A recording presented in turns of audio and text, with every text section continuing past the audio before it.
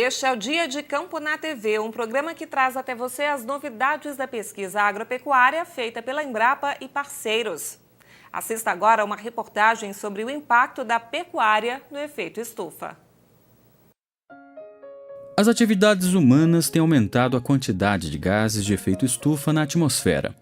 Uma das consequências dessa alteração são as mudanças climáticas, ou seja, o clima está mudando. As temperaturas sobem e os fenômenos extremos são cada vez mais frequentes. Em todo o planeta, tem aumentado as chuvas fortes, as enchentes, as ondas de frio intenso, os picos de calor. Tudo isso está relacionado ao efeito estufa.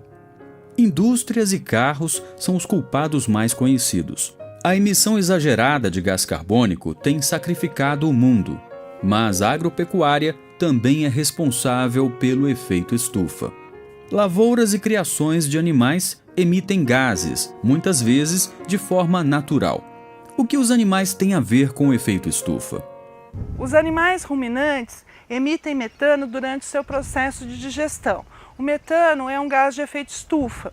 O processo de emissão de metano é natural e intrínseco aos animais e ele é importante porque possibilita aos animais utilizarem pastagens e subprodutos da indústria, que não seriam aproveitados pelos humanos. O efeito estufa tem gerado preocupações no mundo todo. Com a pecuária não é diferente. Por isso, a Embrapa, em parceria com universidades e outras instituições nacionais e internacionais, iniciou uma pesquisa para estudar a contribuição da pecuária para o efeito estufa. O projeto PECOS tem pesquisadores trabalhando nos 6 principais biomas do país: Amazônia, Caatinga, Cerrado, Mata Atlântica, Pampa e Pantanal. A ideia é contribuir para que o pecuarista adote sistemas cada vez mais sustentáveis.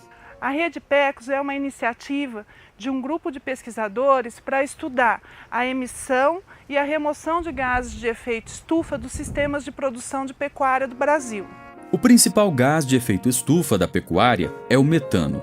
Esse gás é emitido naturalmente na digestão dos animais ruminantes, como bois, cabras, ovelhas e búfalos.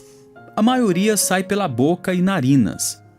Já os animais como suínos e aves fazem a digestão de forma diferente, mas também emitem metano por meio dos dejetos da produção.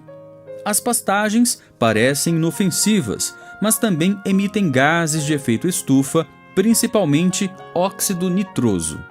A Embrapa mede o gás metano por meio de um cabresto ligado a um cano de PVC chamado canga. Durante 24 horas, o metano emitido pelo boi fica retido nesse aparelho. A canga é levada para o laboratório, onde o metano é analisado no cromatógrafo. Bom, então aqui a gente recebe do campo a amostra na forma de canga. A canga é que vai no animal, né, na vaca ou no boi, e ela coleta os gases que esse animal está emitindo. Essa canga ela tem um vácuo. Como a gente tinha mostrado anteriormente, a gente dilui essa canga com nitrogênio ultrapuro, que é justamente para a gente ter uma pressão final positiva para poder introduzir aqui no equipamento, que é um cromatógrafo a gás. Uma vez que a gente conecta o equipamento e a gente vai fazer a análise, ele vai medir a taxa de emissão do metano no final. Aqui é um exemplo de um cromatograma típico, que a gente tem um sinal em relação ao tempo. Esses picos que o equipamento me dá são justamente os analitos de interesse. E aqui eu vou fazer uma injeção para vocês verem como funciona. Eu vou editar aqui a entrada da amostra. Estou pedindo para o equipamento ficar pronto para poder coletar o dado.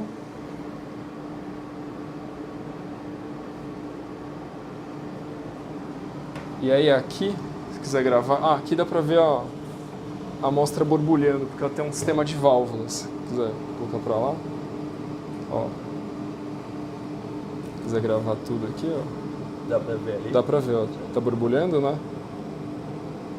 Então a amostra ela tá passando por um loop de amostragem aqui nesse conjunto de válvulas. Eu dou mais ou menos uns 30 segundos para poder injetar essa amostra. Deu o tempo. Fecho a válvula da canga e inicio a análise. Essa tela aqui é importante? Essa tela, não muito. É mais o do computador mesmo. Além da canga, a gente também tem um sistema solo, que a gente consegue medir o óxido nitroso, o metano e o CO2. No sistema solo, a gente usa um automostrador, que é um robô. E cada amostra vem no vial. Um frasco de vidro de 20 ml.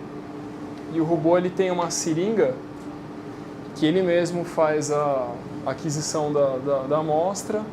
E mais para frente ele insere ela no sistema aqui pela parte de cima por esse injetor. E ele dá uma autonomia aí de 12 horas para a gente. O objetivo é saber a taxa de metano emitida pelo animal. O óxido nitroso é medido colocando uma câmara no solo. O gás fica preso nessa câmara e depois é analisado também no cromatógrafo. O metano e o óxido nitroso são os principais gases emitidos pela pecuária no ar.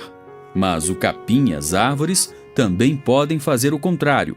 Podem sequestrar o gás carbônico e assim retirá-lo da atmosfera. Esse processo é chamado sequestro de carbono. As pastagens no seu crescimento, elas fazem fotossíntese. Durante esse processo, elas retiram o CO2 da atmosfera e incorporam na massa de forragem. Essa massa de forragem, parte dela é consumida pelos animais e outra parte acaba por morrer e senesce e compõe a matéria orgânica da superfície do solo. Nessa matéria orgânica da superfície do solo existe o carbono proveniente do CO2 da atmosfera. Então, nesse processo de crescimento da pastagem via fotossíntese e acúmulo do material morto que não foi aproveitado, nós temos o sequestro de carbono.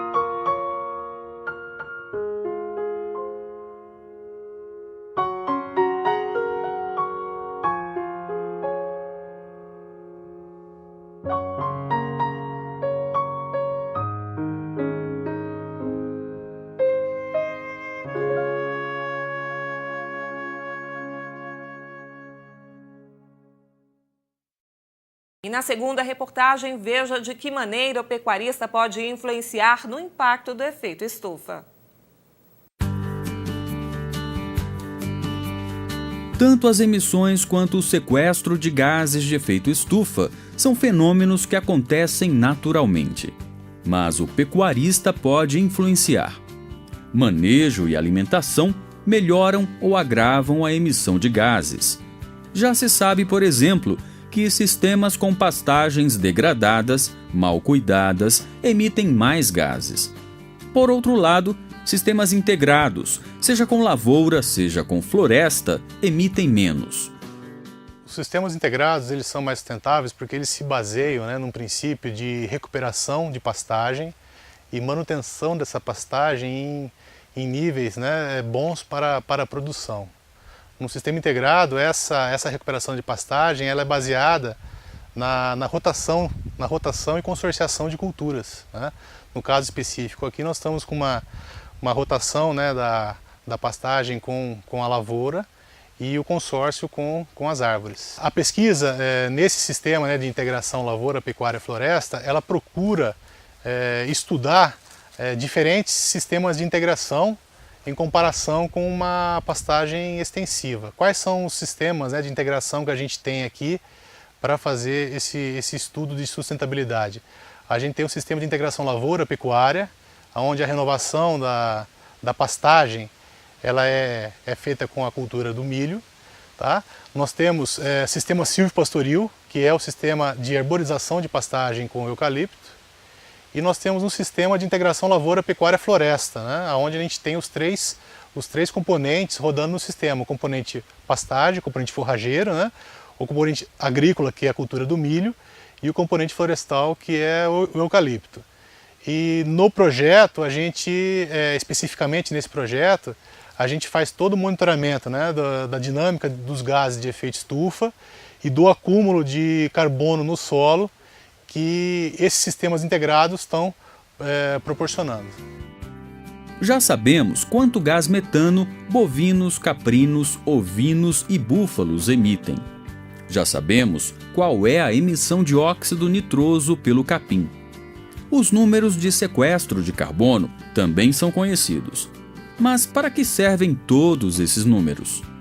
Para aumentar o sequestro de carbono nos sistemas de produção de pecuária, nós precisamos ou melhorar o manejo das áreas de pastagem ou adotar sistemas integrados, porque as árvores colocam bastante carbono dentro do sistema também.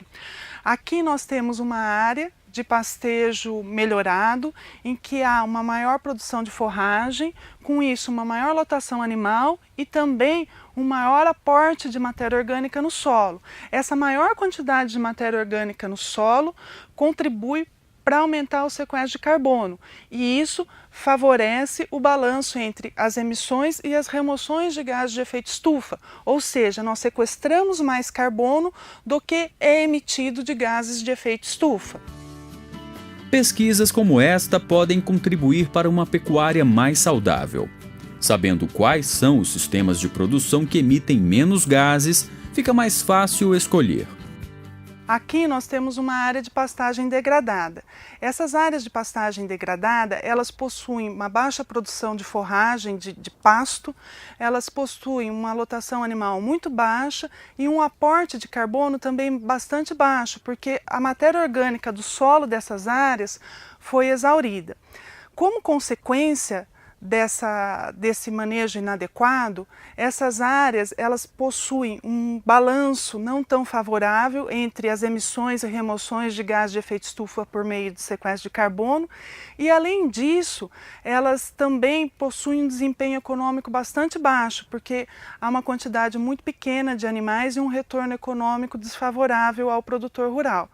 Então, o ideal seria que o produtor mantivesse suas áreas bem manejadas, bem cuidadas, com um teor de matéria orgânica mais alto, um sequestro de carbono mais alto, garantindo um bom desempenho ambiental e um desempenho econômico também favorável.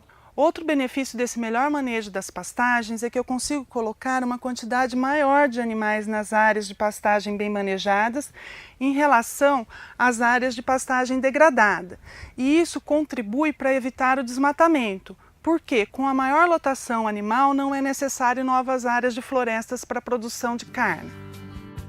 Como a pesquisa está sendo feita em todo o país, será possível saber quais são os sistemas mais sustentáveis para criar búfalos na região norte. Quais são as melhores opções para cabras na Caatinga, para os bovinos no Rio Grande do Sul e em todas as outras regiões do Brasil. Além disso, as pesquisas apontam que é possível reduzir as emissões por meio de sistemas de produção sustentáveis. Os resultados obtidos até agora na avaliação da produção do metano entérico pelos bovinos têm indicado valores, na verdade, inferiores ao que são muitas vezes utilizados internacionalmente para avaliação da pecuária brasileira. Com o uso dessas técnicas de avaliação de metano, nós temos conseguido já dados que indicam que a produção desses gases pela pecuária brasileira são menores do que muitas vezes utilizado em discussões internacionais sobre o problema de gases de efeito estufa no Brasil. Com os números das emissões em mãos, também fica mais fácil para o governo criar subsídios e linhas de financiamento.